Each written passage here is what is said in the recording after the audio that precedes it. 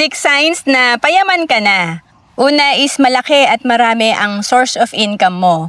Ito yung meron kang other source of income. Kasi kapag okay ang income natin, mas malaki ang maiipon natin at mai-invest. Ang mga mayayaman, meron silang at least 7 sources of income. Kaya pag nawalan sila ng income, talagang meron pa silang backup. And pangalawa, may asset ka na. Ito yung meron ka ng investment sa real estate, meron ka ng investment sa insurance, sa mutual fund, sa healthcare. And pangatlo, wala kang utang. Kasi importante na wala tayong utang para may peace of mind tayo. Mahirap kasi na nagtatrabaho lang tayo para ipambayad ito ng utang. I-target natin na makabayad tayo ng utang at maging debt-free para less stress.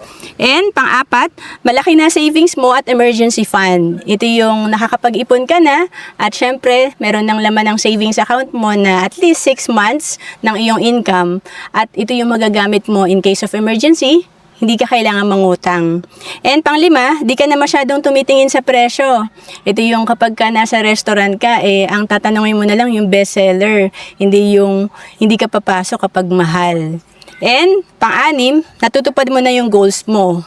Dahil nga nag-start tayo sa disiplina at nakakapag-ipon na, syempre ito na yung unti-unti nakakapag-ipon ka na, like para sa iyong pangarap na bahay or pangarap na negosyo, talagang nabibuild na natin yung ating fund. And to know more about savings and investment, message mo lang ako sa Facebook, Roan Celis Capistrano, or email me at roan.capistrano@gmail.com.